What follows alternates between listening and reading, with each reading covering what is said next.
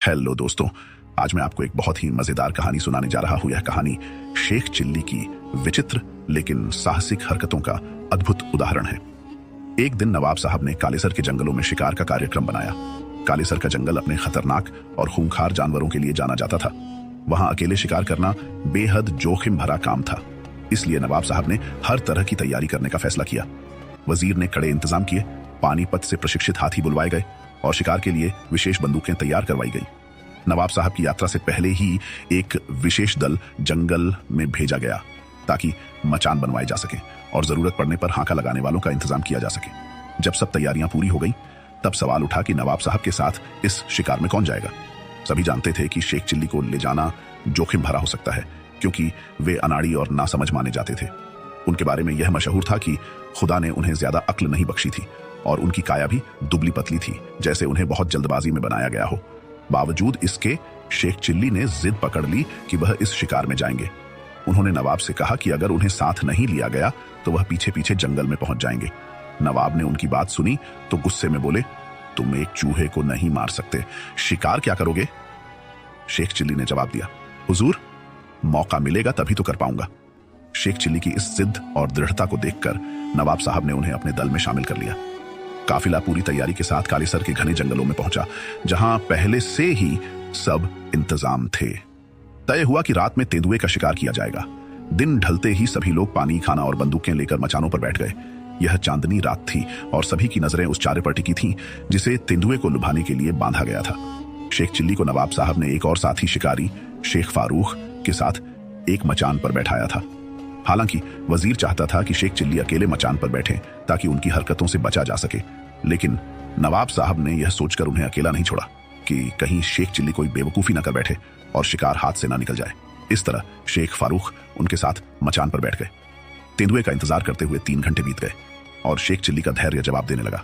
उन्होंने शेख फारूक से फुसफुसाकर कहा, अजीब अहमक है ये तेंदुआ, इतना अच्छा चारा बंधा है और कमबख्त गायब है। शेख फारूक ने उन्हें चुप रहने का इशारा किया, लेकिन शेख चिल्ली का मन शांत नहीं हुआ। उन्हें लग रहा था कि बाकी सभी डरपोक हैं और एक तेंदुए के लिए सबने इतने लोग इकट्ठे किए हैं, ये कोई बहादुरी तो नहीं।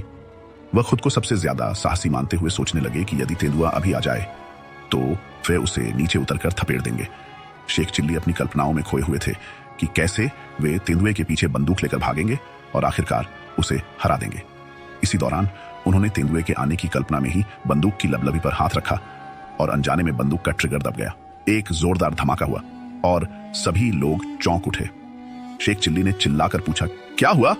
शेख फारूक ने जवाब दिया, शेख चिल्ली, कमाल कर दिया, तेंदुआ चारे के पास पहुंचने से पहले ही मारा गया। यदि शेख चिल्ली ने नीचे देखा और सच में तेंदुआ मरा पड़ा था। दूसरे शिकारी अभी निशाना साधने की सोच ही रहे थे कि शेख चिल्ली की बंदूक चल गई थी और संयोगवश तेंदुआ उसी गोली से मारा गया था। नवाब साहब ने मचान से नीचे उतरकर शेख चिल्ली की पीठ ठोंकी और उनकी बहादुरी की सराहना की। उन्होंने वजीर की ओर देखते हुए कहा, जो भी हो, शेख चिल्ली बहादुर है। हालांकि शेख चिल्ली जानते थे कि यह सब एक संयोग था। उन्हें अंदाजा था कि यह उनकी गलती से हुआ है, लेकिन वे चुप ही रहे और इस तरह अनजाने में हीरो बन गए। यदि आपको कहानी अच्छी लगी तो चैनल को सब्सक्राइब जरूर करें। थैंक्स फॉर वॉचिंग दोस्तों। हेलो दोस्तों, आज हम राजा विक्रमादित्य और प्रेत आत्मा की कहानी को आपके सामने लेकर आए हैं। यह कहानी राजा विक्रमादित्य की वीरता और अडिग साहस का अद्भुत उदाहरण है, लेकिन इस बार उनका सामना एक ऐसी अज्ञात शक्ति से हुआ जो रहस्यमयी और अत्यंत खतरनाक थी। रात के अंधेरे में एक अजीब सा सन्नाटा था। उज्जयिनी के राजा विक्रमादित्य राजमहल में विश्राम कर रहे थे। अचानक उनके महल में एक भयभीत सैनिक दौड़ता हुआ आया और राजा को बताया, महाराज, पड़ोसी राज्य में एक भयावह आत्मा ने कहर बरपा रखा है। हर रात लोग गायब हो रहे हैं और अगली सुबह उनकी लाशें मिलती हैं। प्रजा डरी हुई है और पड़ोसी राज्य के राजा ने आपसे सहायता की विनती की है।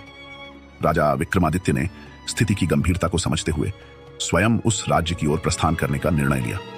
रात का समय था और अंधेरे में कोई आवाज तक नहीं थी।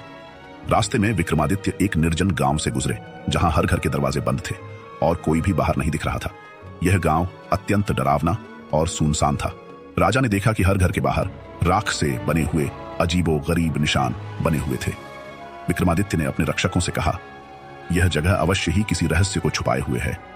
उन्होंने ध्यानपूर्वक निशानों का निरीक्षण किया और समझ गए कि ये निशान किसी तांत्रिक क्रिया का हिस्सा है। राजा ने साहसपूर्वक गांव के अंदर जाने का निश्चय किया। गांव के अंत में एक विशाल जर्जर हवेली थी। जैसे ही राजा उस हवेली के निकट पहुंचे, अचानक वहां का माहौल और भी अजीबोगरीब हो गया। हवेली की खिड़कियां अपने आप खुलने बंद होने लगी और ठंडी हवा के साथ एक अजीब सी फुसफुसाहट सुनाई देने लगी। तभी एक वृद्धा राजा के पास आई और चेतावनी दी, हे राजन, इस हवेली के अंदर मत जाइए, यहाँ पर एक प्राचीन आत्मा का वास है। वह आत्मा बेहद शक्तिशाली है और उसने आज तक किसी को जीवित नहीं छोड़ा।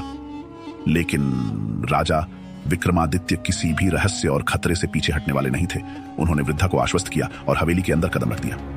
हवेली के अंदर हर ओर अंधेरा था। राजा ने अपनी तलवार निकाली और सतर्क होकर आगे बढ़े। अचानक उनके सामने एक परछाई प्रकट हुई।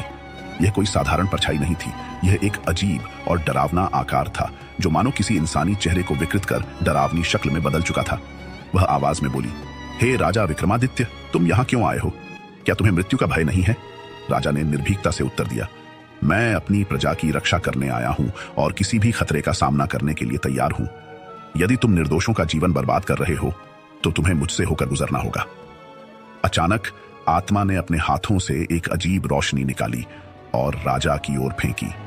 विक्रमादित्य तुरंत समझ गए कि यह एक जादुई प्रहार है। उन्होंने अपनी तलवार से उस रोशनी को काट दिया, लेकिन जैसे ही रोशनी टकराई, एक जोरदार विस्फोट हुआ और पूरी हवेली कांप उठी। विक्रमादित्य ने महसूस किया कि इस आत्मा में तांत्रिक शक्तियां हैं, परंतु वे निडर थे।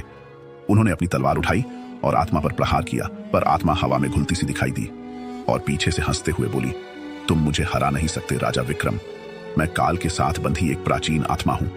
इतना सुनते ही विक्रमादित्य को समझ में आ गया कि यह आत्मा केवल शक्ति से नहीं मरेगी, इसके पीछे कोई गहरा रहस्य है। तभी उन्होंने देखा कि हवेली के एक कमरे में एक पुराना पीतल का घड़ा रखा हुआ है। उस घड़े पर तांत्रिक प्रतीक अंकित थे। उन्हें आभास हुआ कि आत्मा का बल शायद इस घड़े में बंद है। राजा ने जल्दी से घड़े को उठाया और उसे अपनी तलवार से तोड़ दिया। जैसे ही घड़ा टूटा, आत्मा ने दर्दनाक चीख निकाली और उसके शरीर में झटके आने लगे। आत्मा चिल्लाई, तुमने मेरी शक्ति का स्रोत नष्ट कर दिया है राजा विक्रमादित्य, अब मेरी मुक्ति का समय आ गया है। इतना कहते ही आत्मा धुएं में बदलकर हवेली से बाहर निकल गई और देखते ही देखते हवा में विलीन हो गई। आत्मा का अंत होते ही हवेली में फैला सन्नाटा गायब हो गया और चारों ओर रोशनी फैल गई। विक्रमादित्य ने गांव के लोगों को इसकी सूचना दी और अगले दिन उन्हें राज्य में सम्मान पूर्वक वापस लाया गया। राजा विक्रमादित्य की इस बहादुरी की कहानी सुनकर हर कोई उनके साहस और वीरता का गुणगान करने लगा। उनके पराक्रम और विवेक ने एक बार फिर साबित कर दिया कि निडरता, बल और बुद्धि के साथ कोई भी अज्ञात शक्ति हार मान लेती है। इस कहानी से यह सीखने को मिलता है कि सच्चा साहस और बुद्धिमत्ता किसी भी रहस्य और भय से पार पा सकते हैं। राजा विक्रमादित्य का साहस हमें बताता है कि यदि आप निडर होकर किसी कठिनाई का सामना करते हैं तो आप अपने लक्ष्य तक अवश्य पहुंच सकते हैं। Thanks for watching.